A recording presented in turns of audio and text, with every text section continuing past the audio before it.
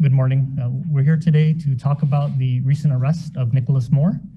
Joining with me here this morning is the Chief of Police, Stephen Ignacio, as well as Major Tong and Chief Prosecutor Basil O'Malley. This arrest is the work, several months of work with the great team that Chief has, working with some of our federal law enforcement partners. And I know that oftentimes the media is frustrated when we are not able to provide comment, but this case shows exactly why it's sometimes necessary for us not to say things while we try to gather evidence and build the strongest case that we possibly can. And with that, I'm going to turn it over to Chief of Police, Stephen Ignacio. Thank you, General Camacho. Good morning, everybody. I would like to thank you all for taking time to attend this morning's press conference. I would like to thank AG Levin Camacho for allowing us to utilize their facilities as well for this morning's press conference. So going back a little bit in time, as we reported on November 8, 2020, a missing person complaint was filed by the mother of 27-year-old Michael Jose Castro. Preliminary reports indicate that Michael Castro was last seen on October 29 and was operating a beige Lexus. An extensive investigation into Michael Castro's disappearance was launched by GPD's Criminal Investigation Division. Through the course of our investigation, our detectives identified 23-year-old Nicholas Wayne Moore as a person of interest in reference to the ongoing missing person investigation. Detectives in this case work closely with Naval Criminal Investigative Services, the Attorney General's Office of Guam, and the U.S. Marshal's Office, along with other partners as well, to locate the whereabouts of Mr. Nicholas Castro. Nicholas Moore. I apologize. As the case developed, the Guam Police Department was able to obtain both a local and federal warrant from the Office of the Attorney General's Office and the U.S. Marshal Services. In collaboration with the U.S. Marshal Services, our officers were able to locate Nicholas Moore with the U.S. Marshal's Regional Task Force in Florida. At this time, Mr. Nicholas Moore is being held, and it is our understanding that he will be extradited back to Guam to answer to these charges. And at this time, General, do you have any, or Basil, do you have any comments? You know, as the General Camacho indicated from the beginning, we still are early into the investigation and potential prosecution of this case, so we cannot comment very much on this, other than we really want to extend an appreciation for our federal partners, which is standard. Anytime we have someone who leaves the jurisdiction of Guam and we have a criminal case involving that person, we bring in the federal arm of the government to assist us in locating and apprehending that individual, which is what was done in this case.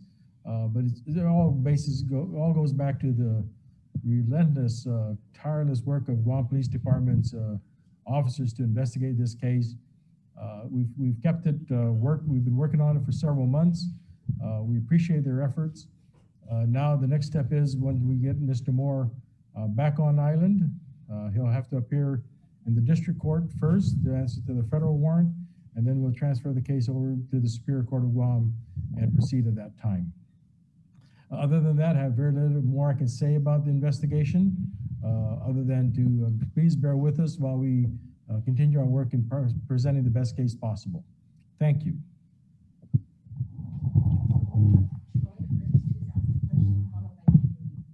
Okay.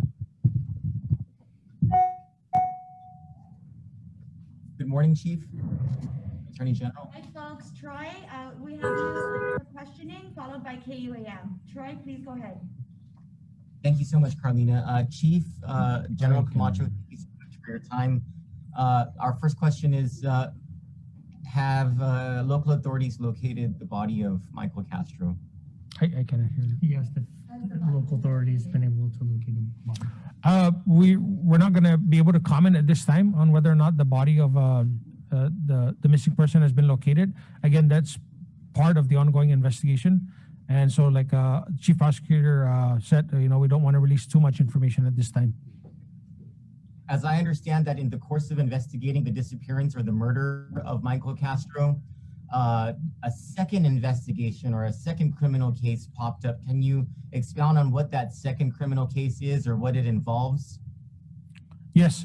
So we also believe that Nicholas Moore was involved in another incident, which involved the attempted murder of an individual in the central area. Again, because there's a connection between Nicholas Moore in two cases, we don't want to comment beyond that. But yes, we can confirm that there is a second case of interest involving Nicholas Moore. And my last question, Chief and General, is aside from the cooperation of federal officials in the apprehension of Mr. Moore, does the federal government have any interest in this case beyond that? None that we're aware of. It is our understanding that when Nicholas Moore is brought back or extradited to Guam on the federal warrant, there is intent to turn him over to the local government for prosecution in the local warrant case.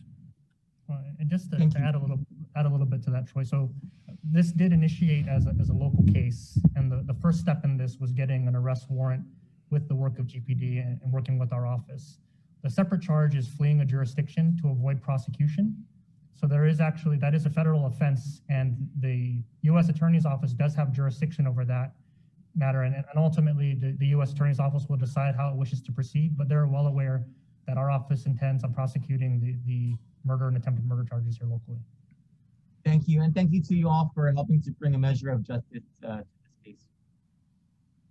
You're welcome, and thank you, Troy, for those questions. KUAM, Sabrina, Chris, please go ahead. Hi, thank you for holding this press conference. I wanted to ask, you mentioned that Moore was a person of interest. Castro, he's been missing for the past 8 months. At what point did he come up on GPD's radar, and how? Moore's name came up as part of the ongoing investigation. And, that's part of what we do. We investigate when we investigate missing persons or any kind of crime for that matter. We look at who the associates are of people, and, we make determinations there. Apparently in this case, Moore's connection to this case is more beyond a person of interest, as you see now that we've got warrants. And so, it's just part of the investigative process in developing information and gathering evidence that leads us to where we're at today. Chief. Yeah, but at what point did he come up on your radar? I mean, how soon? A month later? This case has been ongoing for 8 months. So, So at some point, we went from a person of interest to a person who now has an arrest warrant out for this case. And Bree, I can just add the standard to get an arrest warrant is not a person of interest. You have to establish a probable cause to get an arrest warrant. And that's what GPD has been working on. And they came forward and we've been working with them to build that out. And again, I don't want to understate just how much work has gone into this. Even over the last few months, they've continued to gather evidence and to collect additional evidence and to strengthen the picture of what happened around this incident. So although they may have had suspicion and probable cause that we need to establish to get an arrest warrant, and the file charges are very different. Chief, Chief, should we be anticipating apprehension of any other suspects in this case? I'm sorry, Chris, I couldn't hear you. The question was, Chris, whether or not there's been an apprehension of any other suspects. Or should we anticipate any apprehension of any other suspects or actors in this case? We can't comment, Chris. I mean, right now we're just trying to lay out just procedurally what's going on, but this is very much a live investigation, and it is developing, I would say, almost daily in terms of where we're going from here. But this is a very big and significant first step. What's the connection between Moore and Castro? Were they friends? We can't comment on the specifics at this point, Bree. Was this drug related? Again, we're here to kind of lay out just procedurally what's going on, and we can say there was probable cause to get an arrest warrant, but in terms of the specifics, you're going to have to bear with us until we're able to move forward to the next stages of the case. Can you talk about the manner of death? At this point, no. Thank you, KUAM, for your questions. We'll move on to PNC. PNC, please go ahead.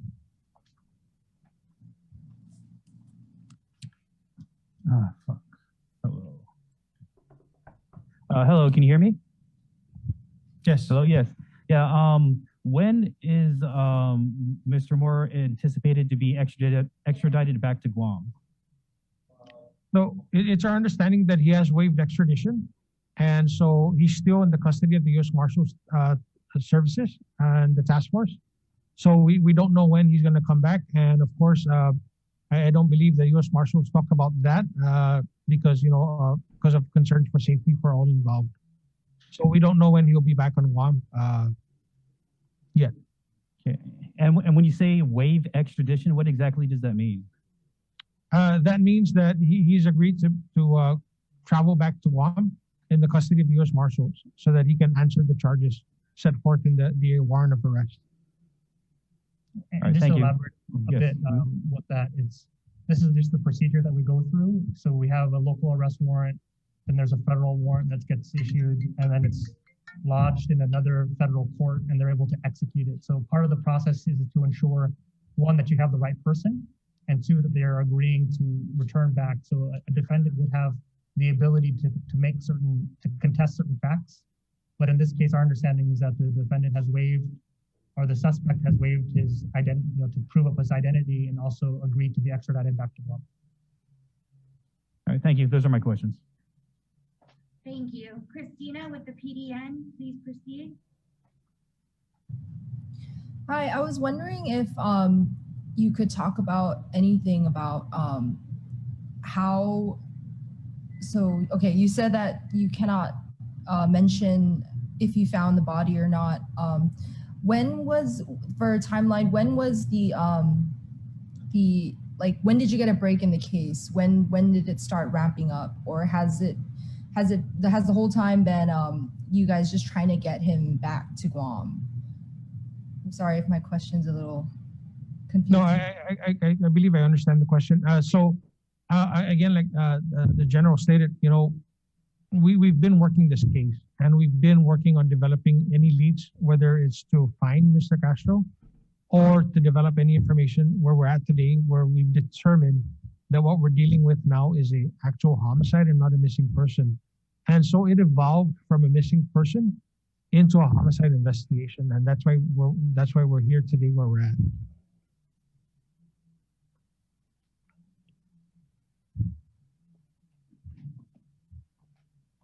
Christina, do you have another question, or may I move on to the post? You may move on. Thank you. Hi, post. I'm not sure who's in with us this morning, but please proceed. Thank you. This is John O'Connor for the Guam Daily Post. I believe you mentioned you'd worked with naval investigations. Can you talk about their involvement in the case? Yes. So the Navy Criminal Investigative Services, NCIS, they have partnered with us, and they've provided some assistance with the examination of some of our forensic evidence. Anything beyond that, you can reach out to them and see if they would like to provide you a comment. But that's what we've discussed with them, and that's the extent of what we can discuss with their involvement. Is Moore a military personnel? Not that I'm aware of. Okay. And can you tell us a little bit more about Mr. Moore? Does he have any prior criminal history here on Guam? I'm not aware. Well, and John, I know this is one of the issues that we have to worry about, making sure that we're not saying anything at this press conference that would jeopardize or prejudice any defendant or suspect. So in terms of criminal record, we're here to answer questions specific to the arrest warrant that was executed, and anything beyond that we can't comment on at this point. Okay, thank you. I'll move on to the next round. Thank you all for keeping in mind some of the parameters that we've set out, and keeping in mind that we are in the early stages of this investigation and cannot comment on specifics. We will move on to the next round, keeping that in mind. Adriana, please.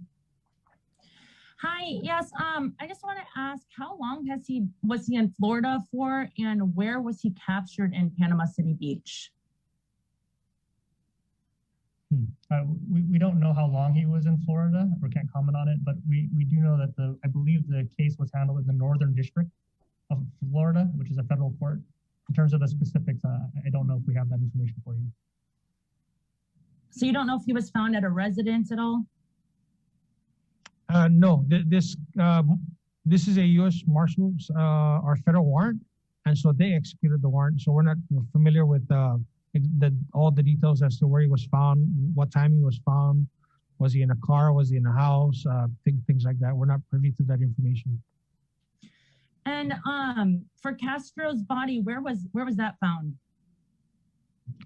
We never confirmed that a body was found, and like I said, we're not disclosing any details as to the body at this time.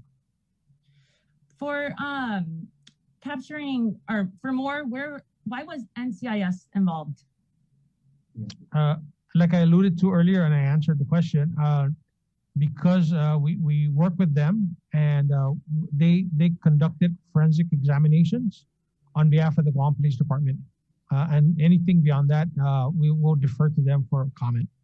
And Adriana, GPD has done a great job, but some of the tools that we have to supplement the investigation that's being handled by the CID within GPD, our federal partners sometimes have more tools available to them that they can assist and supplement the local investigative efforts, and that's what NCIS has been able to provide.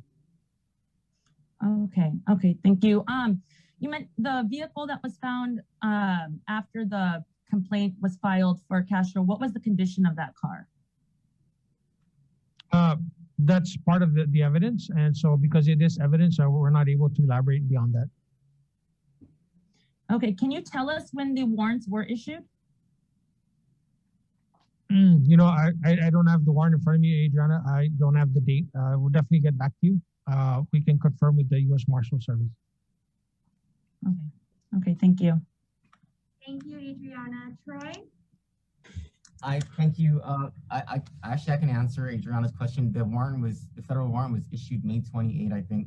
On that federal warrant, the FBI, I think it was the FBI agent, I can't remember, in the affidavit for the warrant said that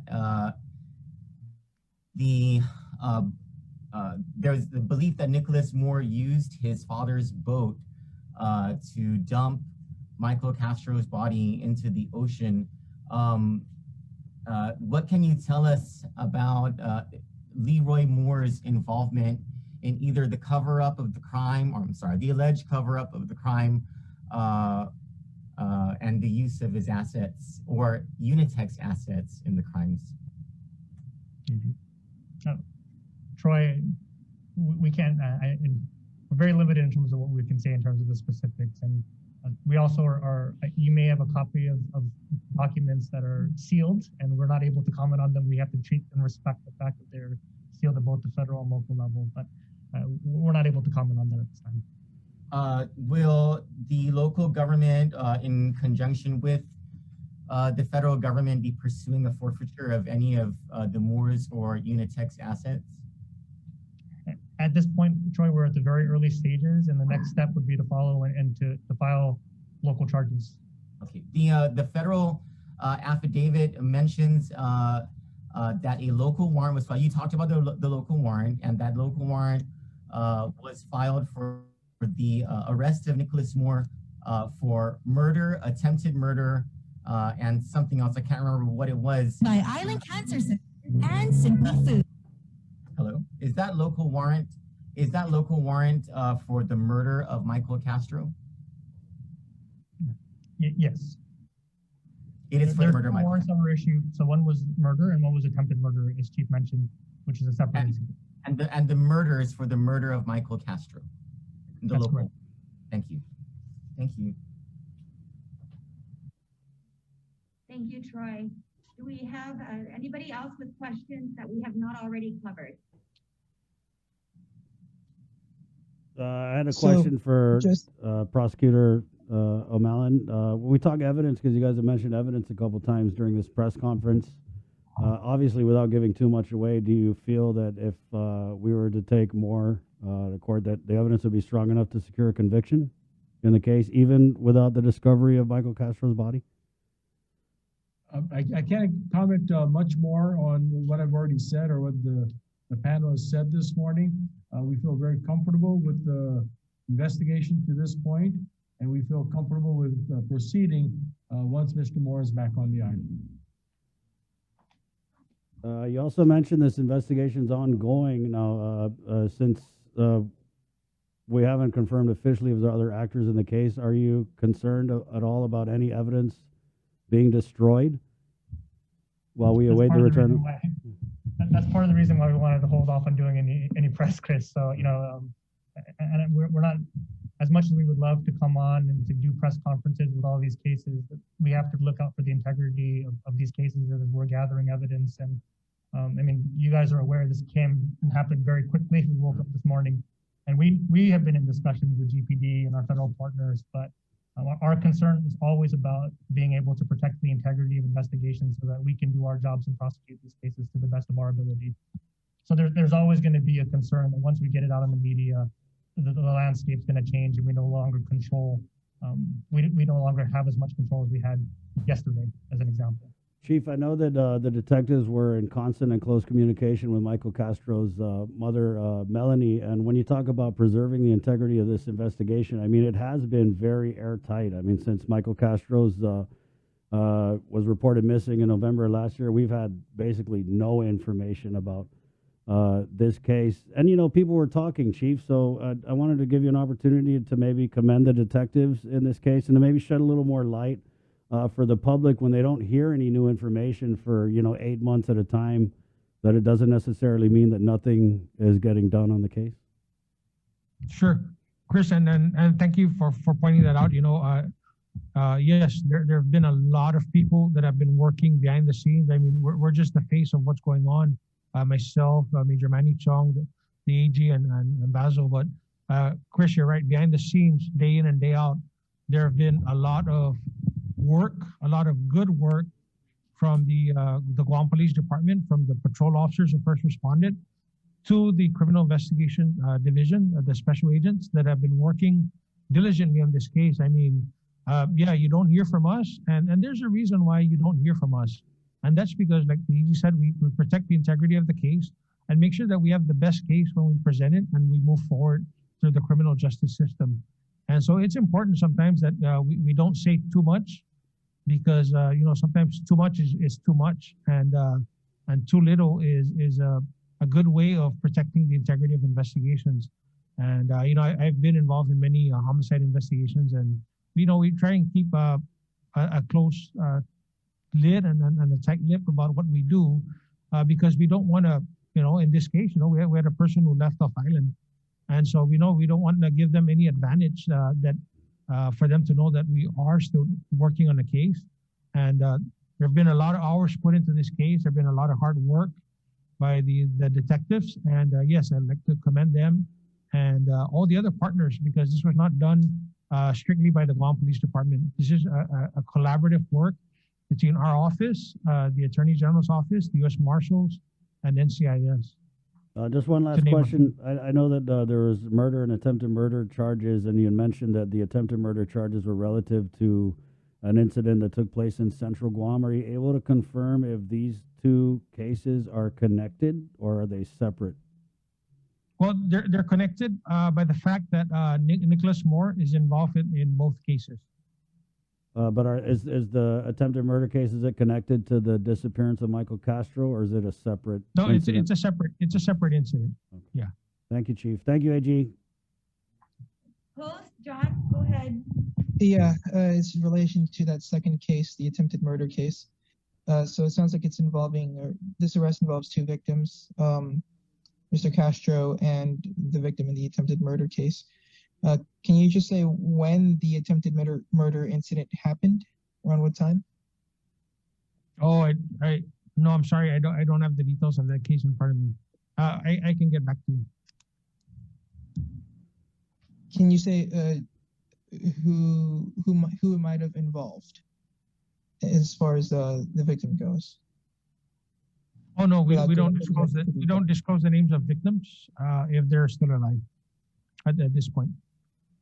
Right, but can you describe whether it was a male or female, for example? So in general. Yeah, John, we're not gonna answer anything else beyond that. Yeah. Okay. I'll get back Thank to you in a day. And the next stage, if a grand jury decides a probable cause, you'll get more information in terms of who was involved and a little bit more facts at that point. Okay, thank you. Last question before we close this press conference. Chief, can you confirm, or anybody there confirm, that the attempted murder case is related to a drive-by shooting in Agani Heights that occurred in October? No, we're not gonna confirm anything at this point, Bree. Yeah, but we'll get back to you on the date. At least, give you a little bit more information. Yeah, we were prepared to talk about the Castro disappearance.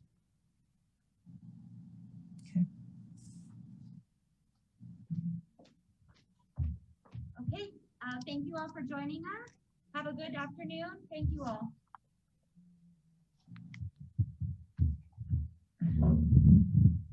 All right, there you go. That concludes our live stream coverage of a press conference with the Attorney General and the Chief of the Guam Police Department.